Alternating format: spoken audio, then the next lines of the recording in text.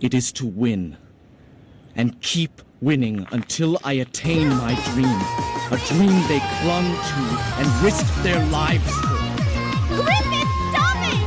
I can't just step over the bones of the dead in order to realize it. My dream. What's up, sports fans? So over the last 2 months or so, I've been practicing drawing clothing folds. And after going through countless guides that didn't really help me a lot, I basically found a bit of my own theory on drawing clothing folds, and I want to tell it in this video and basically make like a pretty formative guides on drawing clothing folds in general. I have a couple of practice sketches to show, and I'm also going to draw a bit myself so I can explain it better. And if you like these more educational type drawing videos, then make sure to like and subscribe. I'm already doing a lot of shorts on drawing, but I want to make more long-term content. But without further ado, let's go to drawing. First thing you should know about clothing folds is that there are 3 main points that create a clothing fold. Is tension, gravity, compression. I'm sorry if you can't read it, but tension, gravity, compression. Those are the 3 main points that cause a clothing fold to happen. Tension is the point of tension where the clothing is being pulled. So that could be a shoulder or a elbow, but it pulls the clothing fold towards it. I'll explain this better, but basically I'm just drawing a shoulder here. That doesn't look like a shoulder. Just imagine that being a shoulder. Gravity is just, it pulls it towards it. So you see a lot of gravity folds in things like pants. The baggy pants, for example, pulls gravity. As example, a shoe here, and then it being the gravity being pulled here. This is a rough example, but you can see this here is like a clump of gravity pulling, and that's causing a couple of folds here. And there is compression, which is basically clothing folding against itself. I'll give a more realistic example, but these are the 3 main things you should know about clothing folds. Tension is where it's being pulled, and so when a cloth is above on the shoulder, it could form like this, and then tension will be at this point right here on the top part of the shoulder, or the armpit. That also pulls tension like that, and that's why you get folds like this, where it's being pulled from up there, and then also from the armpit itself, and then obviously it goes on like that. Then there's gravity, which I explained already, but that's basically clothing being pulled by gravity itself, causing it to overlap here. You know, it could also be very tight, and then it could end up like this. But basically, I'll explain it more later. And then you have compression, which is basically if a very if this would be like a piece of cloth right here, like this, and you pushed it on both sides, it would actually end up like this, and then it would like have to bend its cloth further upwards or downwards, like, and that would cause in a folding effect. All you should know: tension is where it pulls, gravity is where clothing drops and it's being pulled by gravity, causing in a fold, and compression is basically cloth being pushed against itself in tighter cramps, which causes it to fold like this. Yeah, here. I'm not sure if you can see this good, but I made a little bit of a sketch, because most of the times when you see this is again like an arm, this will be the shoulder, and then here would the elbow be. If you have like a cloth like that and it ends here, all of the movement is being pulled downwards by gravity itself as well, making it have more folds on the lower end of the shoulder than on the upper end, as you can see. But there's also a lot of compression happening here, which I didn't understand yet.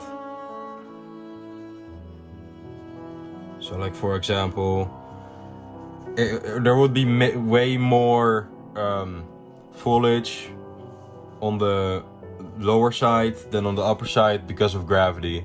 That's what I also try to explain here with this little diagram. It's like here there's not a lot of folds, here there are a couple more, and then here there are a lot of them because it goes lower and gravity pulls it lower. So a quick step if you want to like give it something more simple, just remind that there will be more folds the more downwards you go. That's a more natural way of telling it. Now for actually like drawing the right shape of folds, I just drew a lot. Yeah, like this.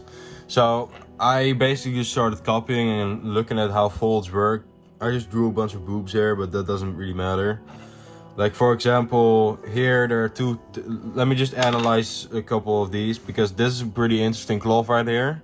You see, these are the two tension points. Let's say red is tension. If red will be tension, just like expect these circles to be in the tension points. And then blue would be gravity, it would be more appearing lower. As you can see, a couple of these get pulled. Obviously everything, all clothes really get pulled from downwards. But here you can really see how tension affects these two. Because this little part right here is connected. And the other parts are mostly just pulled by gravity. Like this for example is pulled by gravity. But this part right here is being pulled by tension. Because it's going in two directions here. But also downwards. It's really hard to fucking explain, okay? All you have to know is cloths are just a bunch of pieces of fabric that are being pulled in different directions. And the only things that can cause those different directions are tension, gravity, compression. And that's what I'm trying to teach you here. Because these two are this piece of cloth right here is being pulled by almost everything in the entire fucking world. It's being pulled by gravity downwards. It's being pulled by tension upwards because there's like two coat hangers here. And in terms of compression itself, compression mostly just like will be these pieces right here overlapping. I'd say compression is a very different type of form of fold than tension and gravity, because tension and gravity both pull from cloth, and compression mostly just creates folding because of the other fold itself. Tension and gravity is movement, and compression is just how you show those movement in a cloth, for example. Because basically compression is clothing folding against itself. This is so hard to explain. But that's all you really need to know, okay? Tension, let me give one more for example. In this one, for example, there are a couple of points of tension, but mostly up here, I'd say, is a lot of tension. Even though you don't really see a lot moving there, it's pretty easy to expect that this will be a shoulder. And then up here is a bit off. And then the rest is just being kind of pulled downwards by gravity. Because if we're looking at it realistically, the arm itself would be in here. This will be the arm. It wouldn't go fully downwards. And as you can already guess, it doesn't go fully downwards because gravity itself is pulling it downwards. I should really not become a teacher, huh? But and the rest, basically, compression, like I said, is cloth being pulled towards each other. And in total, this flake of clothing, if you put it like out on a table, it will be way, way, way longer than it is right here, and that's why it's compressing itself. So these little folding spots are a byproduct of tension, or compression, I mean.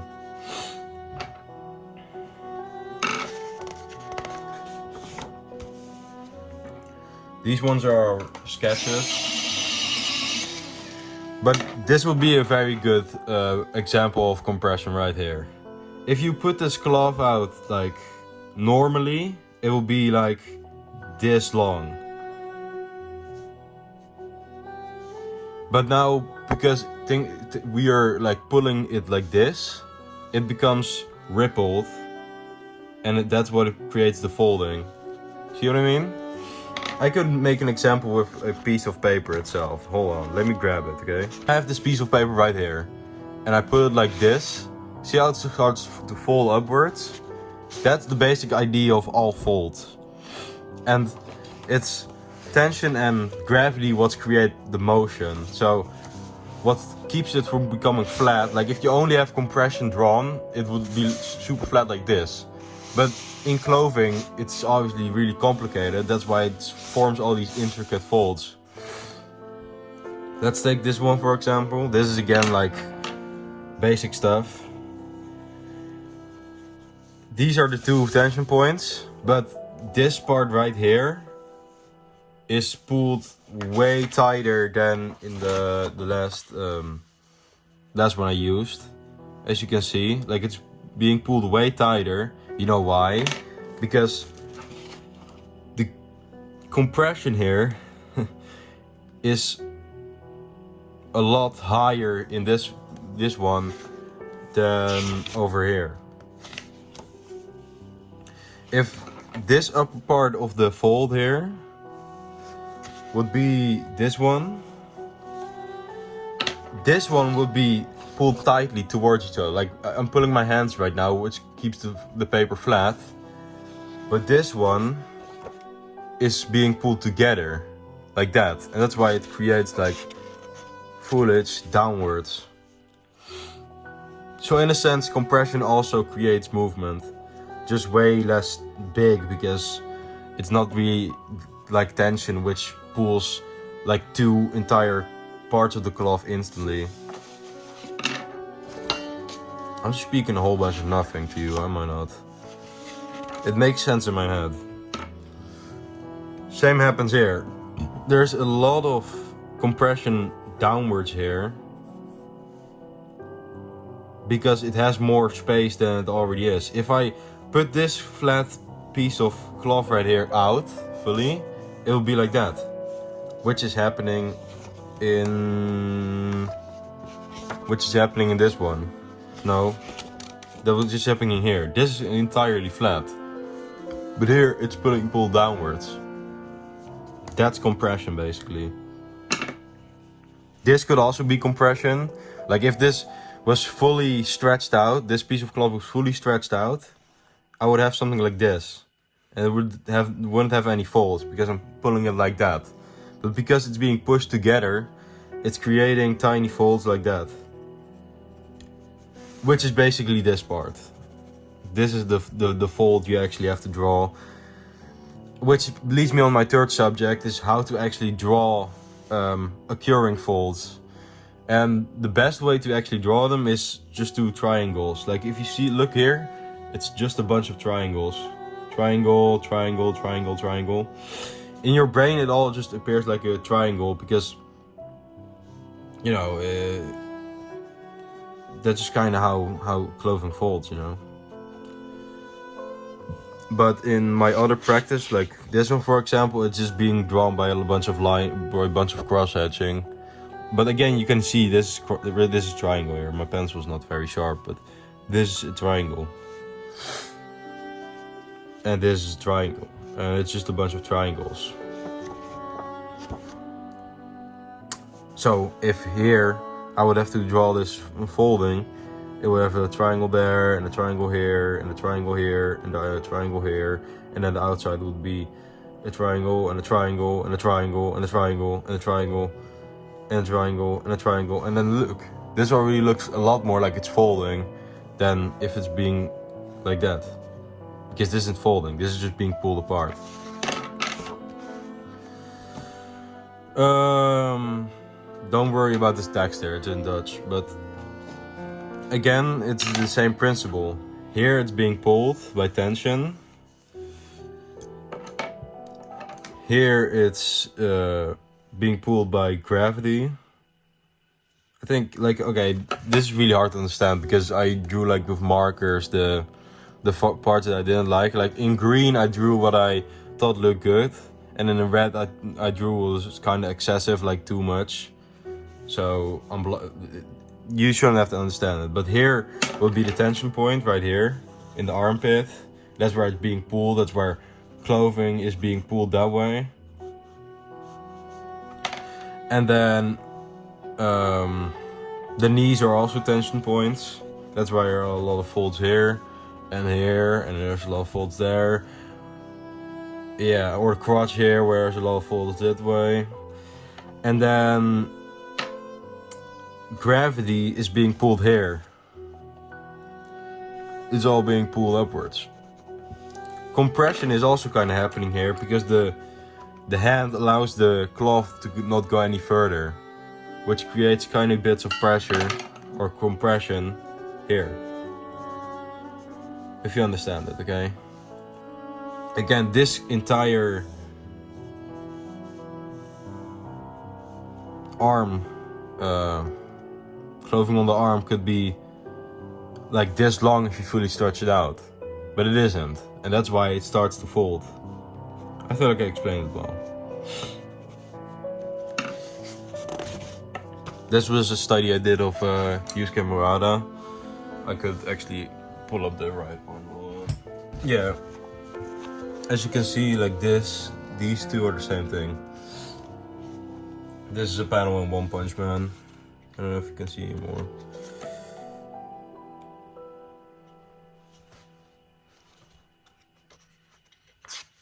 Yeah, there's one I drew. These two. But like, you can really tell here because the lining on the prison suits are really different. But here I kind of analyzed it.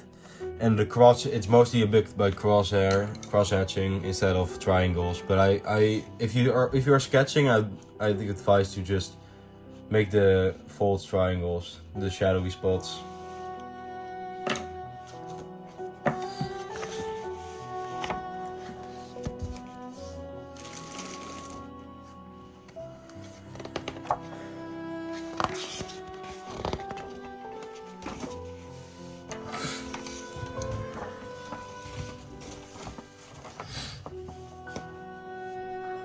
And like, you can draw folds folding itself. Let me just draw another arm here. Like how extreme things fold are like, would be like this.